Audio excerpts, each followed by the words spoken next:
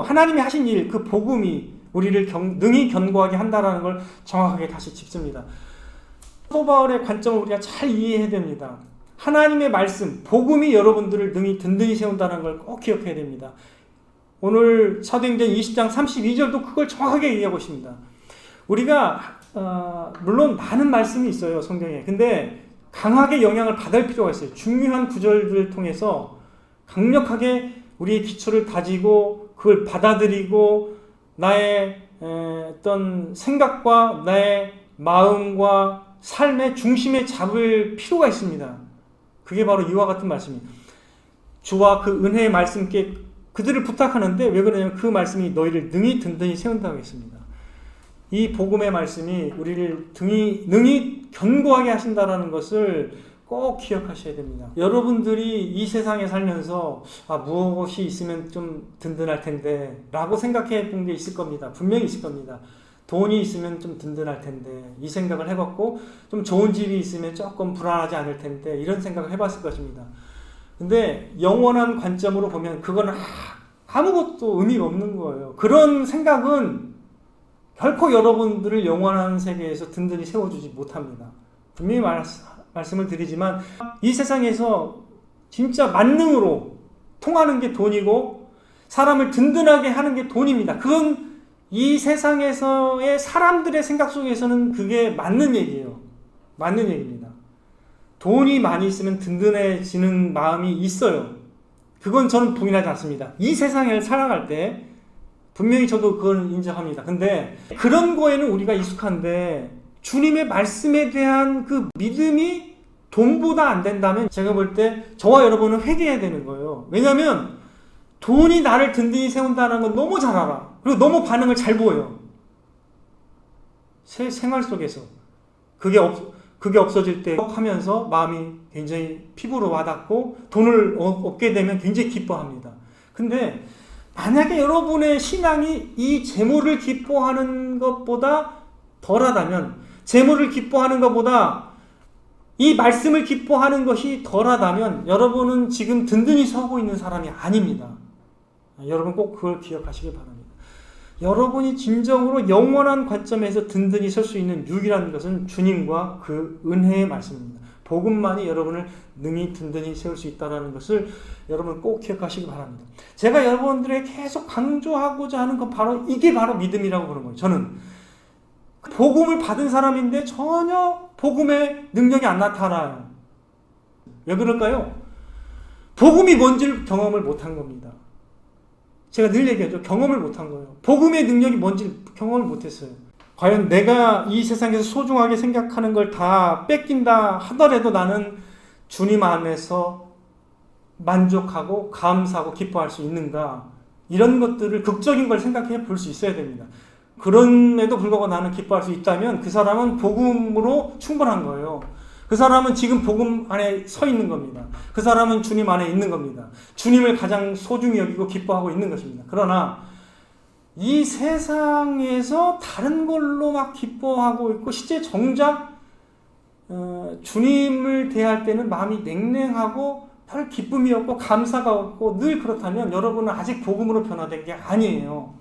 듣고 끝나는 신앙이라면 마태복음 7장에 있는 것처럼 그거는 비가 오고 창수가 나면 무너지는 신앙입니다. 착하고 좋은 마음은 그게 아니에요. 그냥 받아들이는 거예요. 감상으로 받아서 성령과 기쁨이 충만한 삶이 되어야 됩니다. 실제로 감사와 기쁨과 평안이 얼굴에 나타나야 되는 것이죠. 여러분이 착하고 좋은 마음으로 말씀을 즐거이 받으려고 하는 마음까지 있다는 것은 제가 압니다. 하지만 좀 더 믿음이 필요한 것 같아요. 믿음이. 그걸 두려워하지 말고 이 세상을 두려워하지 말고 좀 순전한 믿음으로 그냥 하나님께 그냥 자기를 맡겨야 될 것 같아요. 근데 맡기지를 못한 것 같아요. 여러분을 주와 그 은혜의 말씀께 부탁한다고 했는데 맡기고 있는 건데 우리도 하나님의 말씀에 완전히 맡겨져야 돼요. 주님께 맡겨져야 되는 것입니다. 제가 우리 부모 세대가 하나님 말씀을 우리처럼 자세히는 몰라도 제가 부모 세대를 존경하는 이유가 뭔지 아세요?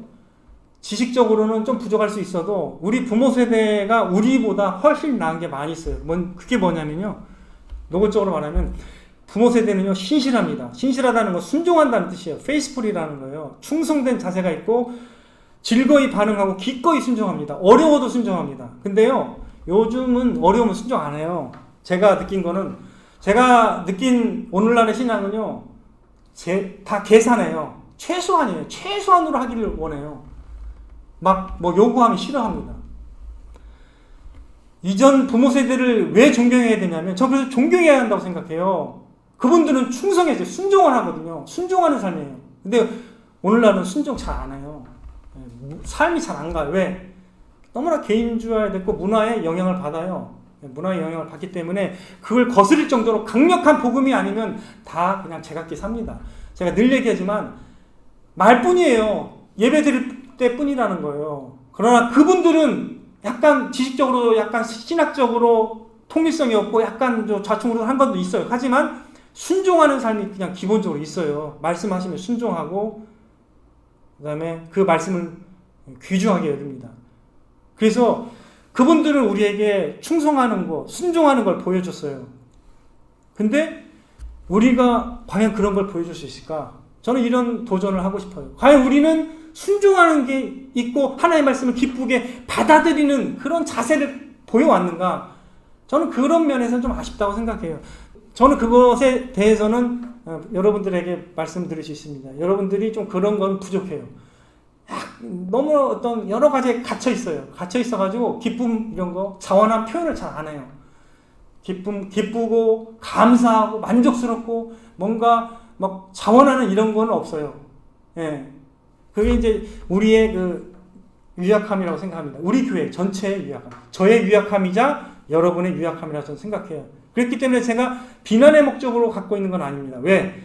전적으로 제가 부족하기 때문인 것도 제가 또 한편으로는 인정하기 때문이죠. 그래서 늘 즐거이 주님과 그분의 뜻에 대해서 예스라고 대답할 때 우리가 변화가 일어나는 거거든요. 다른 거 없어요. 다른 걸로 변화되는 게 아니에요. 그냥 말씀에 그냥 기꺼이 내가 반응하면 그때부터 변화가 되는 거거든요.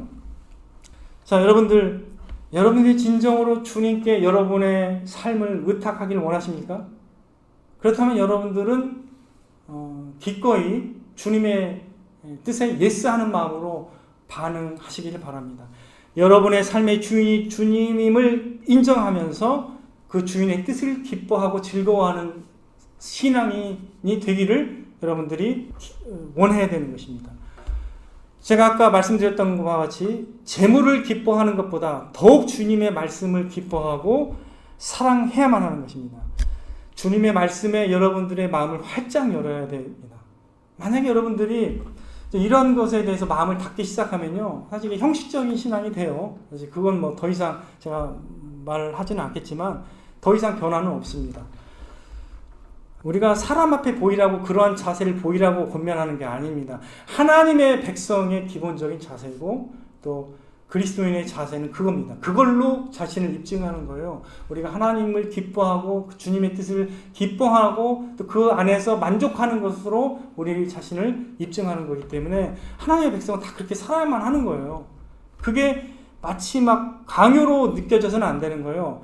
하나님의 복음의 진리를 믿는다면, 안 믿는다면 그것은 그렇게 적용 안 해도 돼요. 복음의 진리를 믿는다면, 그러나 그 복음의 진리는 능력으로 우리에게 다가올 수밖에 없는 것입니다. 성령을 통해서 여러분의 마음을 분명히 움직이게 하실 것이고, 여러분이 예수 그리스도의 삶과 그 어떠하심을 보게 하실 것이고, 주의 영광을 보고 변화되게 하실 것입니다.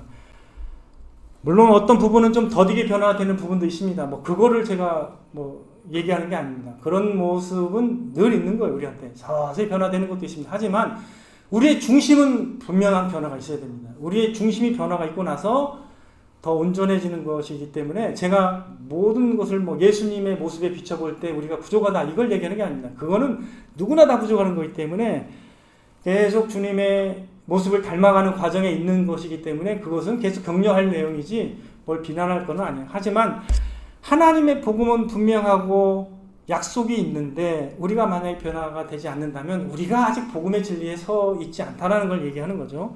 우리는 분명한 태도로 예수 그리스도께 우리의 삶을 의탁해야 되고 믿어야 됩니다. 전적으로 맡겨야 됩니다.